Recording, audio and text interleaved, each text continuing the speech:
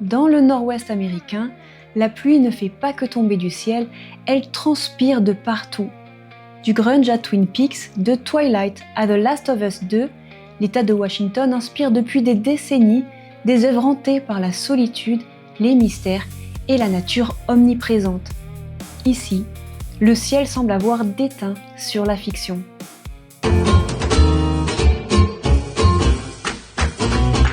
Coincé entre l'eau, les forêts et le mont Rainier qui pop quand ça lui chante, Seattle reste profondément lié à son environnement naturel, même au cœur de ses quartiers les plus modernes. La ruée vers l'or, l'industrie aéronautique et les nouvelles technologies transformeront cette ville sauvage en métropole tournée vers le futur. Sur fond de guerre froide et de conquête spatiale, l'exposition universelle de 1962 met à l'honneur la science, la technologie et l'ère spatiale. C'est à cette occasion que sont construits la Space Needle, véritable icône de Seattle, mais aussi le monorail avec ses airs rétro-futuristes, aujourd'hui classé monument historique par la ville. Mais c'est lors d'une autre exposition universelle, celle de 1909, qu'un jeune homme nommé William Boeing voit une machine voler pour la première fois. Fasciné par cette nouvelle technologie et convaincu qu'un jour l'avion transformera le monde, il fonde quelques années plus tard la Boeing Company, qui deviendra l'un des plus grands constructeurs aéronautiques. Et si, à cette époque, on regardait vers le ciel, Seattle a pourtant commencé sous terre. Construite sur des terrains marécageux et constamment perturbée par les marées, la ville faisait face à d'importants problèmes d'inondation, de boue et d'égouts. Le gigantesque incendie de 1889 ayant définitivement plié le game, Seattle est finalement reconstituée quelques mètres plus haut.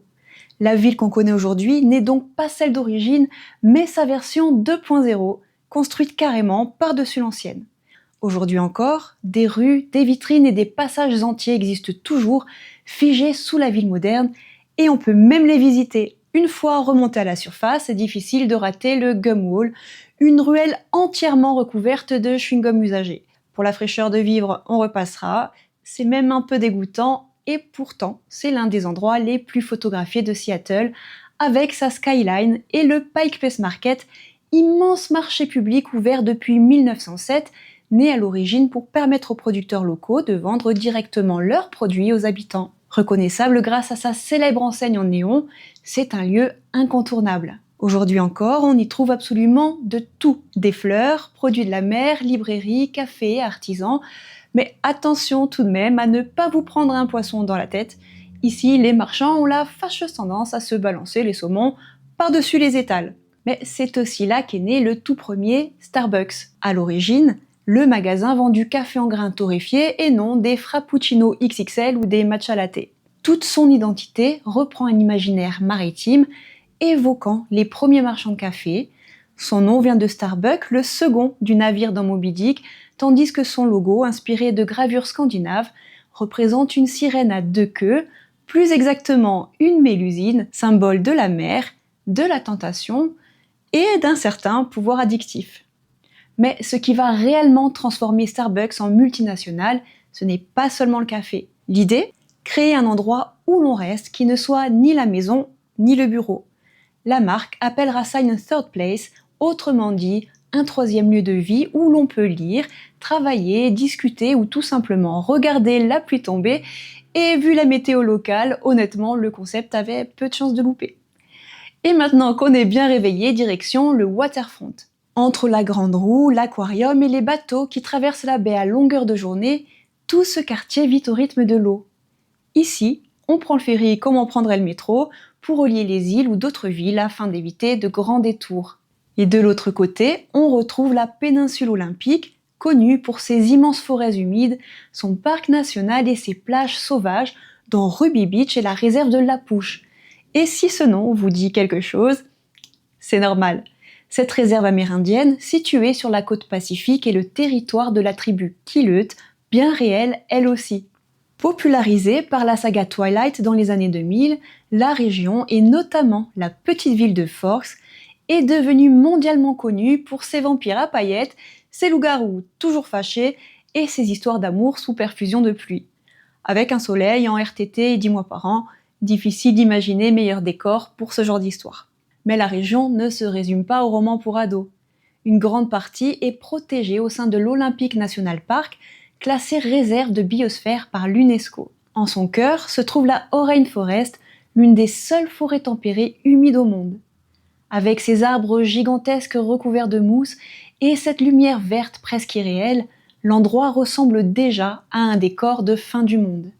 Et quand on voit cette végétation luxuriante et cette nature qui semble reprendre ses droits, difficile de ne pas penser à l'ambiance post-apocalyptique de The Last of Us partie 2. Dans ce jeu vidéo culte, l'humanité a été ravagée par le cordyceps, un champignon parasite qui existe vraiment au passage, qui infecte et contrôle progressivement ses hôtes.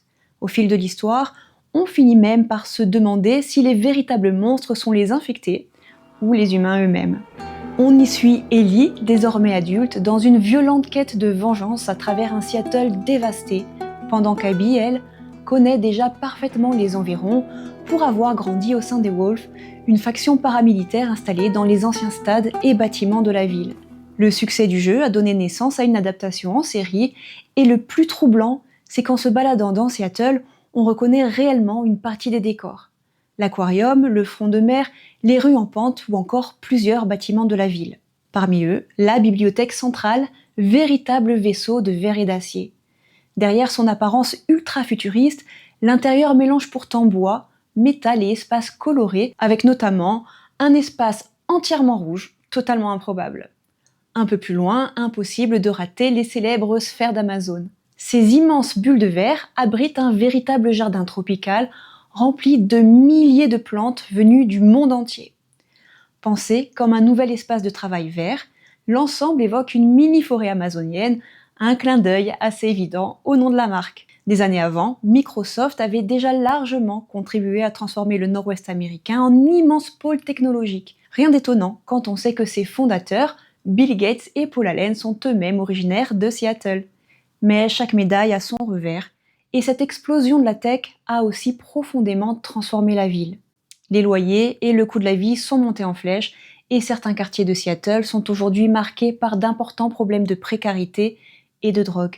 Entre les campements installés sur certains trottoirs et la crise des opioïdes qui touche une partie des États-Unis, le contraste peut parfois être assez brutal. Une ambiance froide, grise et désabusée que l'on retrouve justement au cœur de la série The Killing. Ici, l'enquête policière sert surtout à explorer les failles humaines. Après le meurtre de Rosie Larsen, une adolescente retrouvée morte dans le coffre d'une voiture, toute une ville semble peu à peu se fissurer. Une famille détruite par le deuil, des détectives eux-mêmes profondément abîmés, des tensions politiques locales, des secrets qui remontent à la surface, les personnages sont complexes, souvent imparfaits, et les émotions sont retranscrites avec une justesse bouleversante. Quant au suspense, disons que la série passe son temps à nous envoyer sur de fausses pistes. Mais une fois ce meurtre résolu, une autre question se pose. Qui a tué Laura Palmer ? Au début des années 90, David Lynch explose complètement les codes de la télévision avec sa série Twin Peaks. Au départ, ça ressemble presque à une série policière classique. Une petite ville au milieu des forêts, une adolescente assassinée et un agent du FBI envoyé sur place pour enquêter. Mais voilà, les personnages sont tous plus barrés les uns que les autres, certaines scènes semblent totalement absurdes, puis l'instant d'après, la justesse d'une émotion vient nous cueillir. On ne sait plus vraiment ce qu'on regarde, et au bout d'un moment, comme les gens du cru, on finit par trouver ça normal. Puis, peu à peu, quelque chose de beaucoup plus sombre apparaît et semble contaminer progressivement toute la ville. Entre ces personnages improbables, le café qui coule à flot, la musique hypnotique d'Angelo Badalamenti qui joue un rôle à part entière, ou encore l'agent Cooper, capable d'aborder les situations les plus lunaires avec un sérieux imperturbable, Twin Peaks finit par devenir un véritable monument de la pop culture dont l'influence se retrouve encore partout aujourd'hui. Même si la ville est fictive, toute la région joue encore énormément avec l'héritage de la série, et on peut y retrouver une grande partie des lieux de tournage, le pont de Ronette, le commissariat ou encore le Twits Café, le vrai nom du WR, où l'on peut toujours manger la fameuse Cherry Pie. Un passage incontournable pour les fans de la série, notamment l'hôtel et les chutes de Snoqualmie, que l'on peut aussi admirer d'en bas après une petite marche. Pour la Minute Culture G, sachez qu'elles sont plus hautes que les chutes du Niagara. Ce n'est sans doute pas un hasard si toute cette région porte le nom de chaîne des Cascades, immense massif montagneux qui s'étend du nord de la Californie jusqu'au Canada. Derrière ces forêts brumeuses et ces paysages presque irréels, l'État de Washington fait aussi partie de la célèbre Ring of Fire, la ceinture de feu du Pacifique, l'une des zones les plus volcaniques et sismiques du monde. Le mont Rainier, visible depuis Seattle par temps dégagé, en est d'ailleurs le point culminant, mais c'est le mont Sainte-Hélène qui a fait parler de lui il n'y a pas si longtemps, avec son éruption spectaculaire de 1980, faisant 57 morts et détruisant les alentours. La zone est depuis restée en grande partie telle qu'elle, aujourd'hui préservée au sein du Mont Sainte-Hélène National Volcanic Monument. Et quelque part, cette idée d'un territoire à la fois magnifique, brut et instable semble aussi se retrouver dans une autre identité forte de l'État de Washington, sa musique. Dans les années 90, Seattle devient le berceau d'un courant musical qui va profondément marquer toute une génération, le grunge. Ce courant du rock alternatif, né à Seattle à la fin des années 80, émerge d'une scène underground et indépendante structurée autour du mythique label Sub Pop né d'un fanzine local.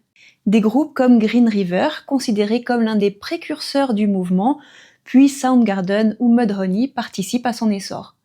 Le genre mélange punk, metal et rock indépendant, avec un son plus saturé et beaucoup moins propre que le glam rock alors à la mode à l'époque, au point que certains accusent encore aujourd'hui le grunge d'avoir quasiment tué les grands solos de guitare. Et puis arrive Nirvana. En 1991, l'album Nevermind et le titre Smells Like Teen Spirit propulsent Kurt Cobain, bien malgré lui, au rang d'icône générationnelle. Là où le rock semblait devenu de plus en plus artificiel et extravagant, Nirvana donne soudain à toute une jeunesse l'impression qu'elle peut, elle aussi, monter sur scène avec ses failles, sa colère et son mal-être. Le groupe garde cette énergie punk rageuse et chaotique, souvent tournée vers les relations humaines ou la société. Mais réduire le grunge à Nirvana serait aussi une erreur.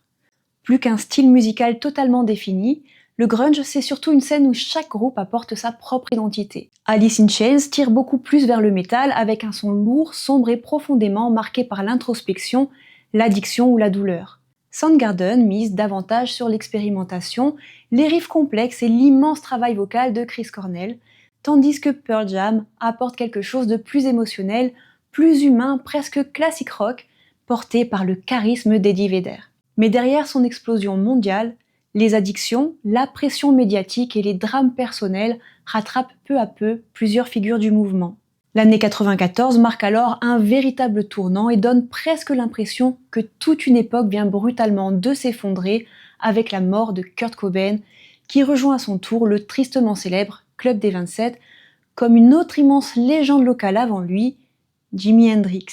Né à Seattle en 1942, Jimi Hendrix reste encore aujourd'hui considéré comme l'un des guitaristes les plus influents de l'histoire de la musique. Dans les années 60, il révolutionne littéralement la guitare électrique grâce à une approche beaucoup plus expérimentale du son, utilisant saturation, feedback ou pédale d'effet comme de véritables instruments à part entière.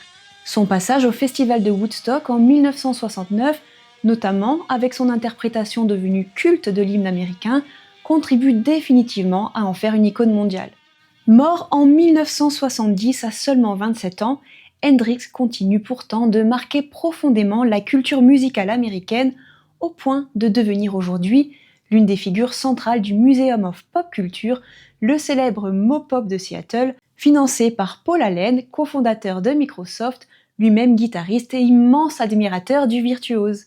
Le musée rassemble aussi bien des expositions consacrées au grunge et à Hendrix que des collections autour du cinéma, de la science-fiction ou encore du jeu vidéo, comme une sorte de concentré de toute la culture pop liée à Seattle ou à l'État de Washington. Son architecture, totalement déstructurée, imaginée par Frank Gehry, ne passe d'ailleurs pas inaperçue, tout comme la statue de Chris Cornell, installée devant le musée depuis sa mort en 2017.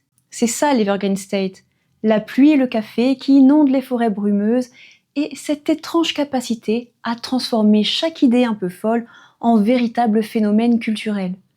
Un endroit où l'on construit des empires technologiques au milieu des sapins, où un simple diner devient culte et où même le ciel semble parfois avoir quelque chose à raconter.